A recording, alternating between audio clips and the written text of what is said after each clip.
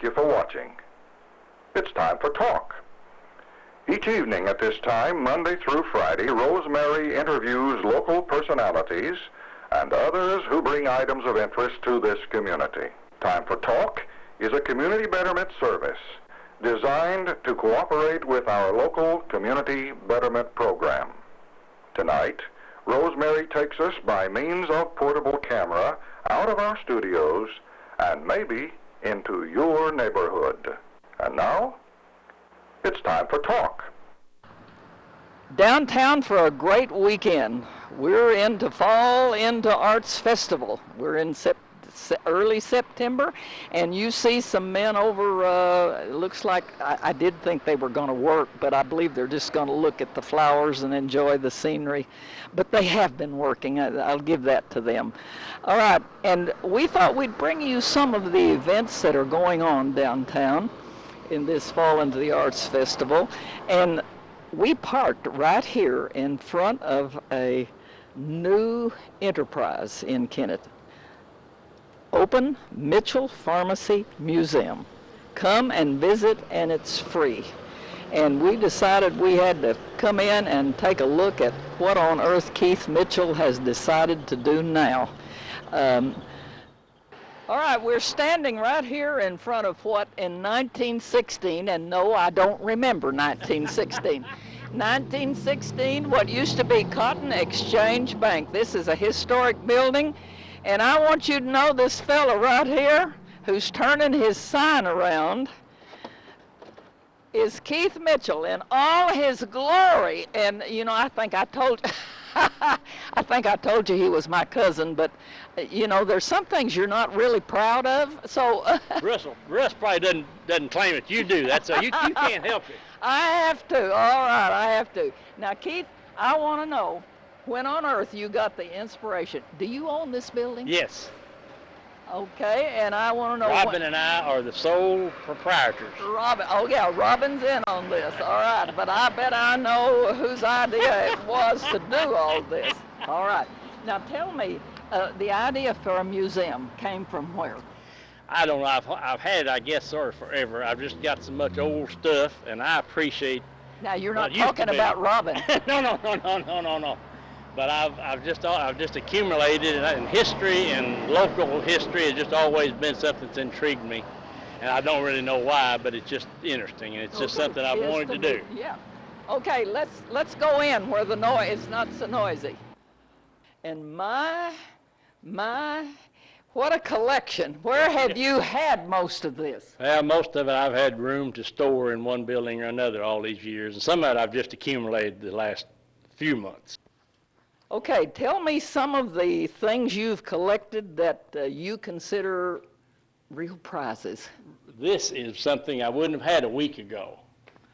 You wouldn't have had the State of Missouri Board of Pharmacy? This is from Dr. Caldwell, 1893, from the University of Vanderbilt.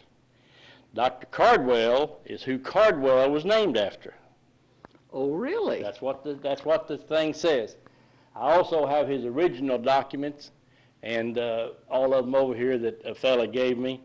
And I thought, being from Cardwell, that'd be something sort of interesting. But people just bring me stuff because they know I collect a lot of it. Yeah. When Dr. Cardwell transferred to Missouri, this is his document from the State Board of Health that he transferred to Missouri, 1893. 1893. You know, I don't know how far back my dad goes. Of course, was an old country doctor in Cardwell. Died in 1932 or 3, one of those years. We need to look into that. That'd be interesting to know how they overlapped, if they ever did. Well, very good. I think this is the time that a lot of people came from Tennessee and Kentucky over here to this area. That's Russ's dad also. And look at the bottles you've got. Bottles we have. I mean. Now this is sort of what I call Simer's Corner here. I have a lot of Ernie Simer and Mitchell Simer's old stuff. Bottles? Oh well, no the certificates. Mitchell Simer got his pharmacy degree in 1914, and then I have his 50-year certificate, and so Ernie's stuff. This was Ernie's first aid kit for the fallout shelter when he built that in 1965 or whenever it was. Oh, now this is older than 1965, though. Well, that his was can may be, but he built the, and he's got all this medicine in there that he was going to need for the fallout shelter during the Cold War. All right. Okay. Now let's see, Keith, what he thought would be. What did he think would be? What's that? This is one real interesting thing, and this is Modane. That was the laxative everybody used back in the 60s and 70s. Okay. So I don't know what he thought about that. So there's a laxative. What else? Then What else we got? He had some stuff for nausea, and of course everybody's got to have quinine. Yeah. Oh, yeah. Quinine was part. I worked in the drugstore through the early 40s, in our drugstore at Cardwell, and you know, you had malaria medicine was the thing because everybody. Did you take typhoid shots in high school when you were a kid? No, I don't have any idea. If they told me to do, I did. I did everything I was told. Do you know what Grove's tasteless chill tonic? It wasn't tasteless, let me tell you. We may have some. Some of those things that I wish I had collected over the years I don't have, but of course Grove's is one of the old-fashioned ones. Yeah. I don't think I've got Okay, Grove's. all right. So but this was his medicine kit for the Cold War, Shelter. for a fallout shelter. Okay, now Keith, what do we have here? It says Keith's First Store, 1967.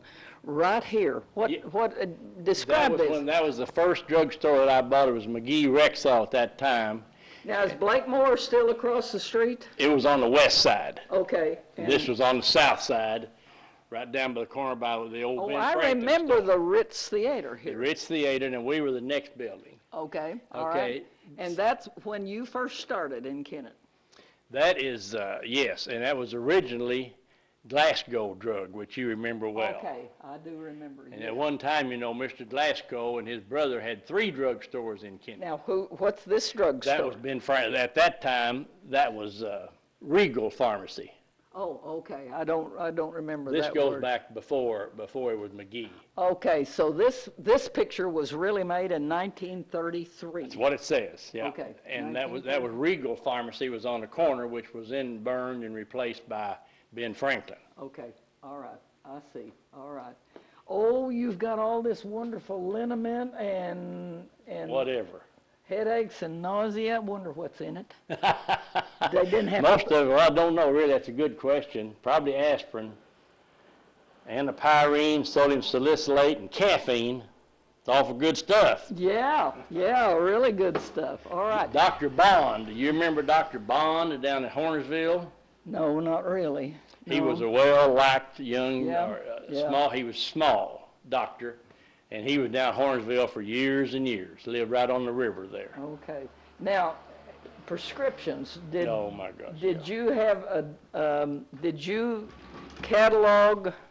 Oh, what have you got? What are you getting out? Oh my lands! Oh my lands! We have some real old prescriptions. These are more in the time when we remember, 1954 and so on. Yes, But yes. these were some from Dr. Baldwin, Personal Hospital, and Dr. Dempsey, Dr. Dunmeyer, and Dr. Was this Pegg, the way Dr. they Baldwin. filed them Right. in those days? Right. There wasn't much government regulations that time. See, there's cough syrup from Dr. Peck. Oh yeah, I love Charged him. $1 for a bottle of it. A doctor for a bottle of cough syrup. And Yeah. there's some stuff for laxative. It was a whole jar there was $1.70. Okay. And there's one of the oldest cold preparations there ever was, cold pyronil. That was one, I never heard of it. Philip Utley took it since he was about 12 years old that I remember. He was allergic to cats, had a horrible allergy anyway. And he took those, and this wasn't for Dr. Utley, but this is from Dr. Spence to somebody, 30 capsules, $1.70 back in 1954. Uh-huh. Okay, so, well, all right, now pick out something that oh my, here's another. These go back to 1907. 1907? Yes. It's just more of the same. Oh, Of course, okay. back then, everything was, see, now here it says Harrison Drug. Now, that was over on the north side of the square. Let me see that. Harrison Drug, here, pull up Harrison Drug right here. If you got a Harrison drug. Now, where was Harrison drug? It says on west side of the square, so that had to be over where Mr. Blakemore was, Okay. that we bought later on. All right, okay. And then, I remember Ms. Mobley telling about there being a gap between the buildings over by Blakemore, and she said we were in Blakemore Drug one day and felt the building shake, and we thought there was an earthquake going on, and she said it was a cow that had gotten in there and got wedged between the two buildings. A longhorn steer had got in there, and the steers got on each side of the walkway. It had a stairs that went up to the top, okay. and then when it burned, they put those two buildings together in 1950. Oh, okay. All right, Keith, don't let us get out of here now without showing us what you think is, what's the oldest or the real prize? Well, if we call it a pharmacy museum, it has to be something here. All right, Okay. This is most of the pharmacy things. Now, some of this stuff we have never had identified. This is one thing here. We don't know what that's for. Well, something broke off that cut limbs. Well, that would work. We think maybe it was a dehorner. It looks like it may have been a dehorner. But, Okay, anybody here that knows what a dehorner is that's watching this, if that's what it is, come and tell Keith. So. Now, of course, you know, this was one of the original typewriters we had back before everything was computerized. Oh, yeah. Oh, yeah. Look at here who's coming in. You talk about an old pharmacist. Talk about somebody that knows about old stuff. Homer Gaskins just walked in, and what in the world are you carrying? I don't have any idea, because Mitchell would know those. All right. No, I don't either. Keith, they're just, Pill maker. do people bring things like that Yes, to you they and just- show you? I've had several Oh. people. That some of them I haven't shown up yet, but Dr. Eddie Baldwin told me the other day he had a bunch of his old doctor stuff from Dr. Baldwin he was going to bring. Oh, how I wish we had saved some of the stuff out of the Oh, drugstore yes. that Oh, my yeah. mom sold in '44, I think. We're all in that same shape. Yeah. And he thinks that's a pill maker? That's what he said. Your baby make $100 bills for all I know. It looks like you work on a car motor with it, so I don't know. All sorts of people are coming in to Oh, see yeah, what yeah, you've got. See what's going on. I have trouble talking about this one. Why? The line up here and this picture were painted by a fella in the nursing home who was completely paralyzed from here down. Guess how he painted that? With his toes? Mouth painting. You know, he couldn't move his toes. Who is this? Johnny Sims, he's dead now. He was a young man that was killed in a car wreck. He painted this, and he could paint one. Just You knew him? Can't believe. Well, I would visit him when he was in a nursing home and so okay. on. All right. And then I told him one day I want him to paint me a cat, and you all can't see it, but he painted this line up here on the wall. He did that in like 2 or 3 or 4 days. Well, he's but, pretty good, and oh, he's even good. to be doing that with his mouth, that's incredible. Yeah, I thought it was a man thing. Law. Well, let me show you one thing. All right, come, let's see what he's going to show us. Bertram's received 1995 Citizen of the Year Community Service Award during a luncheon in 1995. Now, Keith, we're not going to talk about this. This has nothing to do with your collection.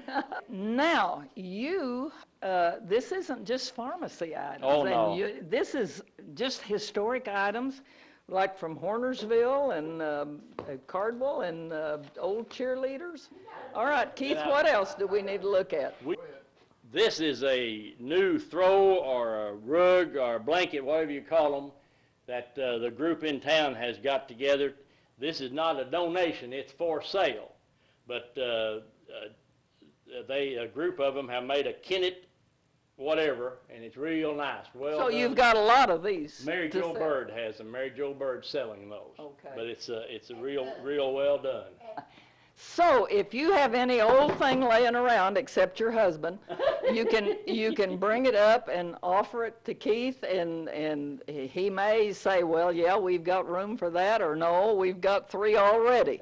So Keith, it's been fabulous to walk in here and look around, and oh, you got to do this. All right, we hope you've enjoyed walking in this museum and looking around with us and hearing Keith. He could talk for 3 days about any item in here. Thank you, Keith. Yes, ma'am. Appreciate you showing up and glad to have you. Thank you. Thank you.